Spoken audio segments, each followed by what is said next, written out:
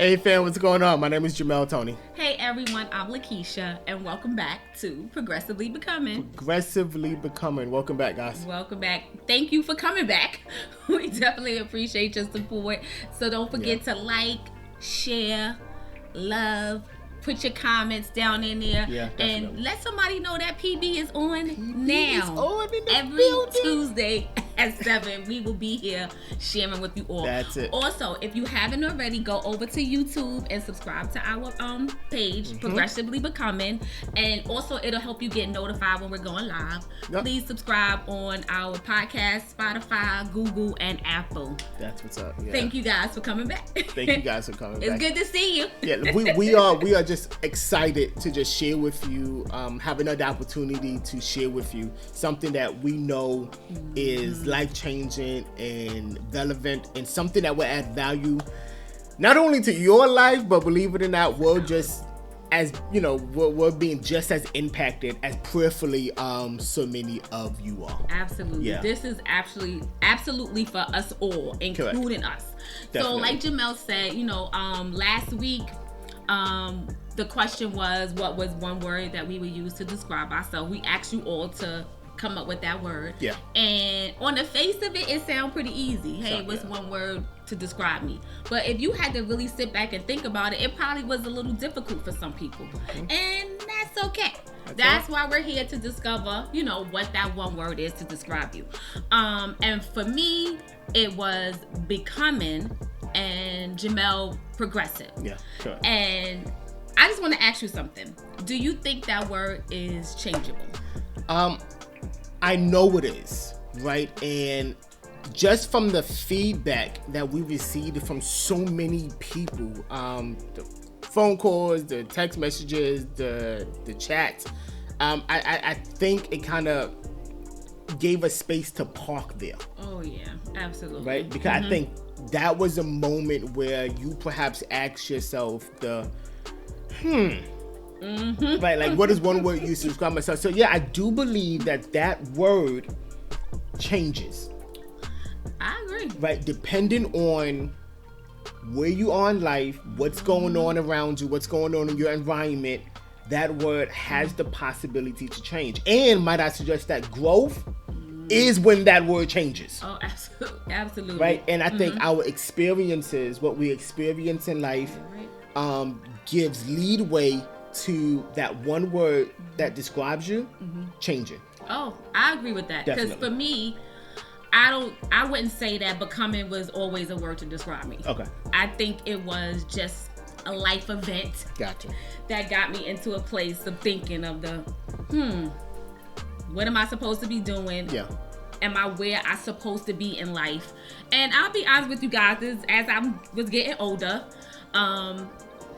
in my 40s, so that change for me was huge. And like Jamel knows, like getting older was like a huge deal for me, and it just made me sit back and think, life goes by really, really, really fast. Definitely. And then you wake up and then you're like, hey, what just happened? And I'm looking to make sure that, am I doing what I'm supposed to be doing? Am I allowing me getting older to stop me from doing what I want to do, what I'm supposed to be doing, what I'm called to do? So I think for me, that was the life event that had me look into me personally as who I am. Gotcha. No, I get that completely. Yeah. So again, that word changed depending on, again, in circumstances and experiences, internal or even external. Like in your case, it was more of an internal experience, right? But internal and even external experience have a way of changing you, right? And again, growth, that's necessary for growth, right? And I'm pretty sure you wasn't always progressive.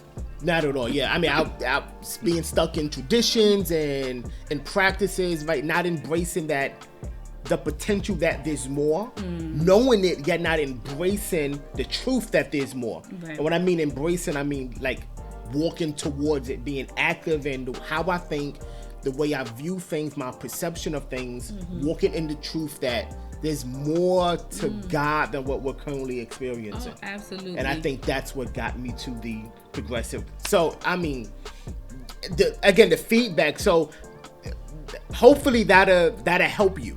Right? Discover that one word used to describe yourself. Right. And just so you know, like, definitely, as we progress in the months ahead, correct, like, our prayer is that where you are now is not where you're gonna be absolutely months from now. Absolutely. Where we're at now, I don't want to be the same correct way I'm at months from now either. Correct. So we're all in this together. Yeah. So and so I think I know the feedback that we receive, it's centered around this one question. Mm-hmm. What do you do when you don't know that word? What do you do when you are when you're not able to currently describe where you are and even perhaps where you want to go? And I think it brings us to an area that we kind of touched on last week that we're going to like dig into today. Right. It is an area of self-awareness. Oh yes, absolutely. Right? Absolutely. Yeah, it is an area of self-awareness, which is why we entitled this conversation Know Thyself. Know Thyself. Type that in the comments. Know Thyself. Yeah. If you're listening on a podcast, just write that down. Know Thyself. Know Thyself. That's deep and powerful. Because being self-aware is not a matter of choice. Right. As it relates to being progressive and moving forward, it is a matter of necessity. Mm-hmm. I agree. Right? You have to be self-aware, right? Failure to examine where you are, failure to know who you are and where you are going will have grave impact on your ability to progressively become. Oh, yeah, that's a good right. one. How do I adequately assess where I am in life? Yeah, and not only that, how do you adequately assess where you're at in life, but how do I know what to assess?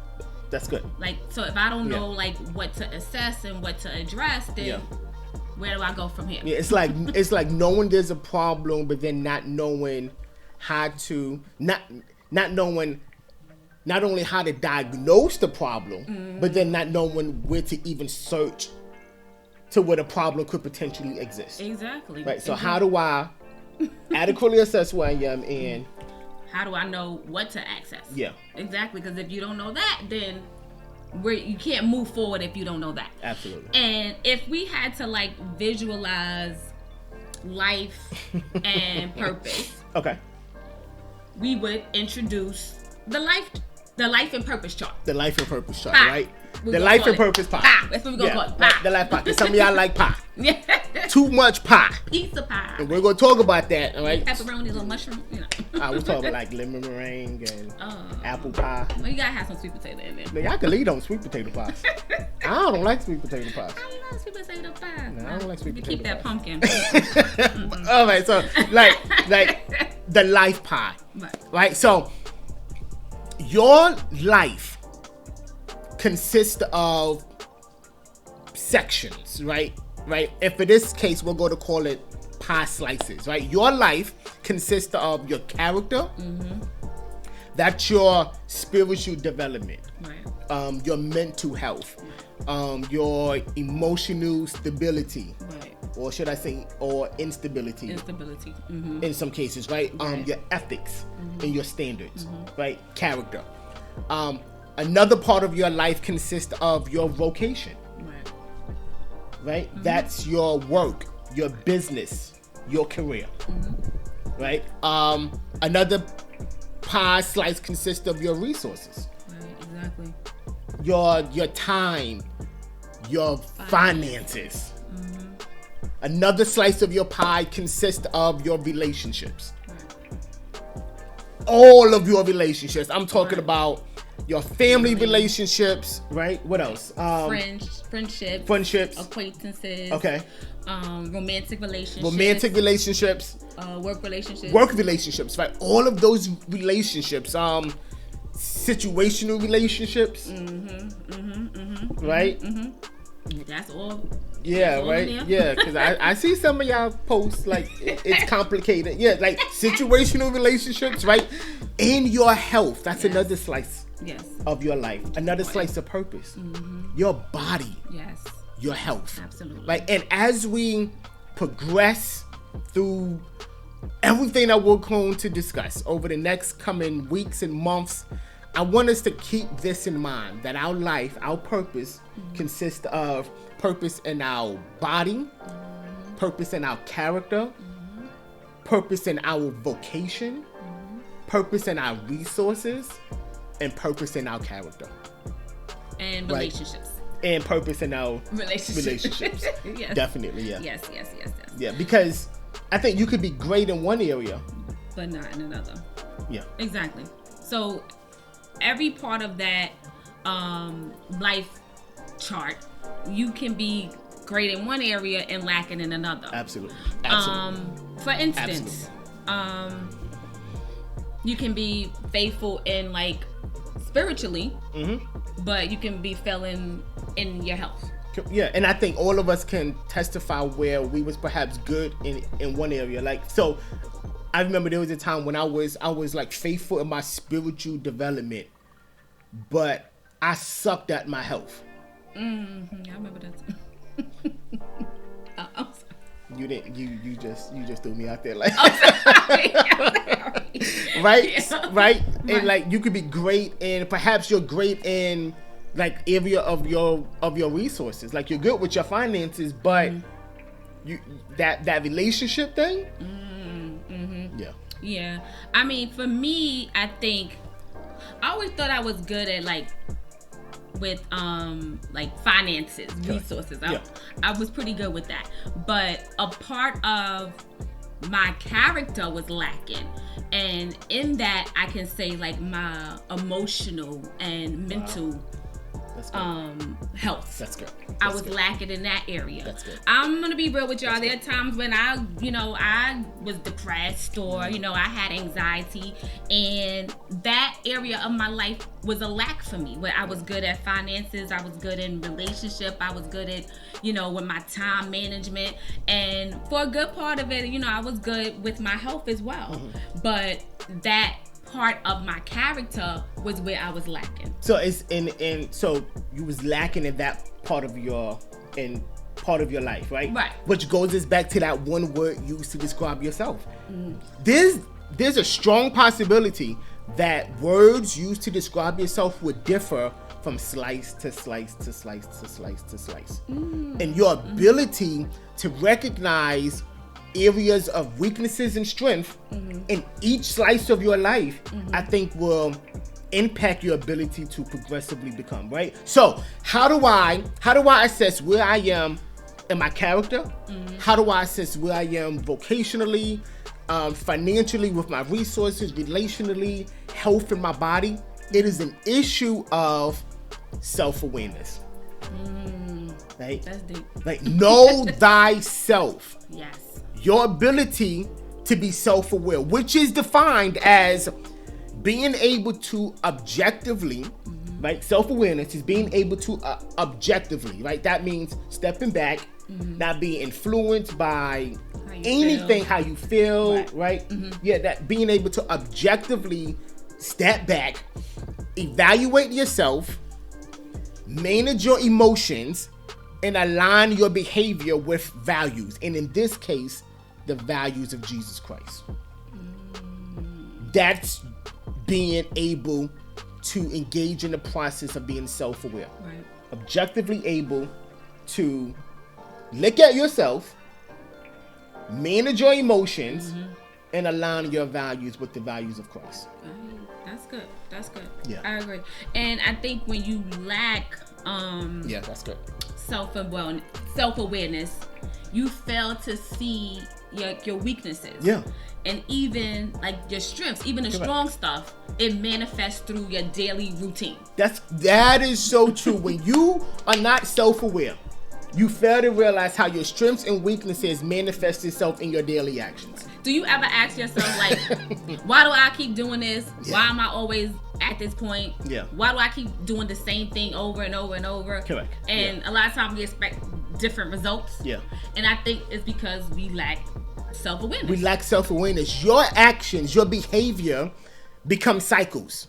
And those cycles can produce strongholds in your life. And I'm wondering how many of us are dealing with strongholds in our life because of our inability to objectively sit back and ask myself the question, how am I in this particular area of my life? How many of us are dealing with strongholds in our relationships? And when I say strongholds, I'm referring to those things that you just can't break from. It's true, and I think sometimes we get into relationships like that. Correct. Like we look for the same type of person in a relationship. Like those of you that's single, and even those that's like married, and you may have had someone prior to you being married. Like you have a certain type that you go for, and these same type of people. And their benefit to you is no good. But you keep looking for the same type of person. That's good. So you have to ask yourself why. Why am I looking and attracting myself to the same type of people, knowing that they're not any good for me? It's our inability to audit ourselves. That's good. Right. It is an inability to properly sit down and audit ourselves emotionally, spiritually, financially, in every aspect of our life, and see, this is perhaps where I'm failing at. And you failing. You know where you're not self-aware. Because you keep going over and over again in the same cycle, the same pattern of failure after failure after failure, or not experiencing growth. Right? Those are the areas perhaps you're not really self-aware, and because of your inability to properly audit where you are, you can't give that to God. Right. Wow. That's good. Because we don't know it's an issue. Oh yeah. In our lives. It's true. And I think that's when, and I think we talked about this earlier, that's when I think distractions come into play. Absolutely. Right? So, because we avoid dealing with it, we insert distractions. That we purposely insert distractions into our lives to avoid dealing with the weaknesses in our finances. You know you ain't got no business going on vacation when you can't afford it.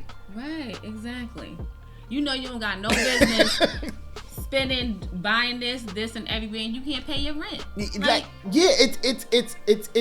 it's your inability to say, like, why am I doing this? And then what's in me that's lacking, right, that I'm trying to make up for. And that's true, like even in those relationships that you look for and that you get into. Even though you know the person isn't right for you. And it could be any relationship, not just a romantic relationship. It could be a friendship or type of friends that you get with. Definitely. And you know that is not helpful or beneficial to you. But we continue with that because we don't want to look to see, why am I attracted to this type of relationship? Why am I attracted to this type of behavior? Or why am I attracted to this type of person, knowing it's not good for me? It's not beneficial for me, right? And being self-aware is biblical, and it's actually God's design that we be aware of ourselves. Like repeatedly over and over through our scripture, you'll see words like examine yourself. Right? Like words like sometimes examining ourselves can be scary though. When you really examine yourself, sometimes that can look scary to you. Correct. I agree. You sometimes we may avoid it. Or don't want to do it. And that's where the distractions come. And that's when the distractions come. Correct. Yeah. We insert distractions to avoid looking at ourselves in the mirror.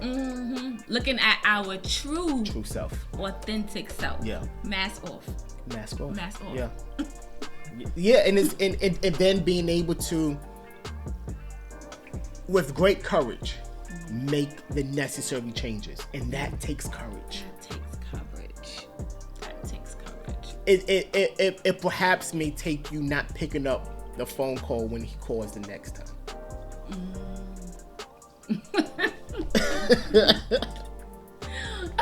Exactly. In the words of Bishop Sylvester Watts, hello walls. And even like I'm gonna use me for an example, and Jamel knows this about me. Like as far as like even vocationally, like in your jobs, like for me during this time of becoming, it's like I've been at jobs I can hold a job for a very long time. I'm a dedicated worker, but correct. I know that is not where I'm supposed to be. Absolutely. And I allow like fear and procrastination and me getting older to stop me from doing what I know that I'm supposed to do. That's good. I've wasted, I would say, probably about 20 years. Wow. In a profession that I should not be in. Yeah. So yeah, that's where I'm at. So I just that's good. Yeah, and it's just you gotta be self-aware, and it takes courage to do that. Courage. Yeah, it takes courage and it takes faith. Yes, Lord. Right, like all of these courage and the Bible speaks of it. About not having a spirit of fear or have faith in God, right? Because without those two things, without courage and without faith, it may prove difficult for you to accept the challenge of assessing where you are in life, and not allowing the fear of what you see. Or the fear of the work that it would entail to become better. Yeah, or also it could be the fear of what you don't see. The fear of what you don't see. Yeah, I like that. That for me was a fear of what I didn't see. Good. What I didn't see myself as. So I think that's a good one too. Yeah. Like the fear of what you don't see. Correct. Yeah. So it's being self-aware again. It's so biblical, right? It's God's design, right? Examining yourself, because when you have a knowledge of yourself, particularly a knowledge of yourself in God, because oftentimes those views can be different. What you see about yourself could differ than what God sees about you. Oh, absolutely. Most of this. And life is lining up those two images. Exactly. When I look in the mirror, I want to see me as God sees me. Yes, me too. That's my prayer. And what do I need to do to look at myself and love me the way God loves me? See me complete the way God sees me complete? Flaws and all, God sees me as complete. Absolutely. And what do I need to do to be the manifested version of what He has already called and designed me to be?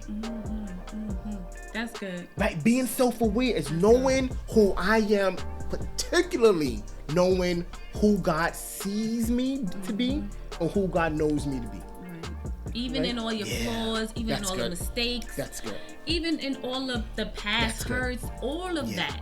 All of that. God knew all that was going to happen anyway. That didn't catch Him off guard. That didn't catch Him by surprise.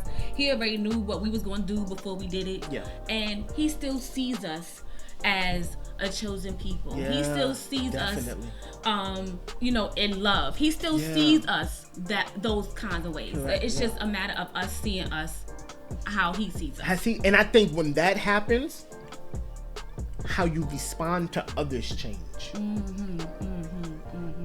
That's good. Because I don't have to put up with what you say about me. Oh, yeah. I don't have to put up with how you view me.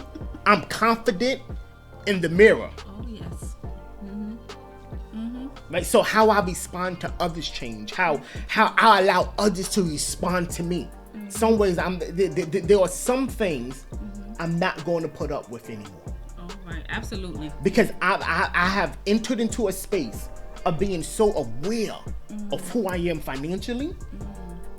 I know what contracts to sign and what not to sign. Oh, yes. Right? I've entered into a space where I am so aware of who I am relationally. I know you ain't good for me, so I ain't even going to waste my time with you. Absolutely. Right? Going back to you, I know what, because I'm so aware with how God sees me. I know the jobs I'm gonna apply for. Like, I know what jobs I'm gonna stay in, and those avenues and careers, and that God knows that He's calling me on for. Because I know who I am in God. Yes. Right? So again, self-worth. Know thyself. Yes. Right? And while self-awareness is critical, I want to say this. The lack of it can be dangerous. Yeah, that's true. I agree. Right? And I think in our pursuit of being self-aware, we're not pursuing knowing thyself for the purpose of like examining our own mental and emotional process, right? The whole notion of knowing thyself is so that we can be focused on who God wants us to become. Right?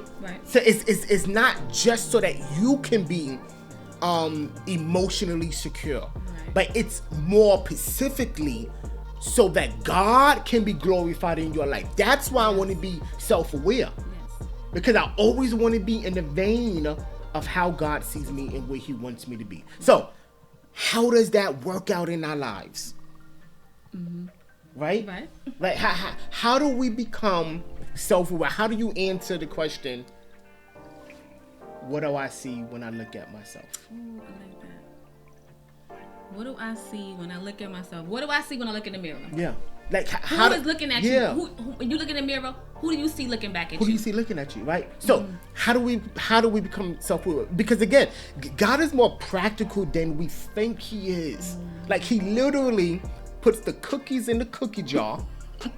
And some of y'all like cookies. He puts the cookies in the cookie jar, places the jar on the table, and He tells you how to get it. True. Right? He's more practical than we think. So I think one of the areas, or should I say, one of the steps that we have to move towards and becoming aware of who we are relationally, financially, spiritually, vocationally, and our body, is first identifying the areas of strengths and weaknesses. That's good. And this may require some homework. Oh yeah. Right. So again, like you are on here for a reason. Yes. Right? Class is in session. Class is in session. I want you sometime during this week to write down character, right? Which again is your spiritual development, your emotional stability, your ethics and your standards, right? I want you to write down a column for your vocation. Which is that's your work. That's your work. Your business career. Yeah. Resources, your time and your finances, relationships, all of them, including the ones that's complicated. And your body, right? I want you to write down, get a column, and then I want you to write down your strengths and your weaknesses in each of them. Areas. And you'll be surprised by just writing down. Prayerfully, it'll be a aha moment. Right? What are my strengths in the area of my finances? What are my weaknesses? What do I need to work on? Right? What are my strengths and my weaknesses in the area of my relationships? What do I need to work on? What are my strengths and my weaknesses in the area of my character and spiritual development? What does me and God need to work on? Right. Exactly. Because we can't do it without Him. We can't. Yeah. Because when it comes to the area of your spiritual development, I'm going to suggest that all of the other slices in your life hinges upon that one thing. Your relationship and how you respond to God. Yes, absolutely. So, know thyself. Right? And then prayerfully, when we meet again, you'll be able to identify those questions and those words that you can use to describe yourself. Yes. Yeah. Well, we want to thank you all. Definitely. For joining. Those 30 minutes do go by fast. That was good. We'll pick this up next week. Definitely. Same time, same place. So don't forget to like, share, comment. Going over to YouTube, subscribe over there, download our podcast. Definitely. Spotify, Google, Apple. Yeah. And family, we love you, and we will see you next week. Have a good evening, fam. Have a good evening.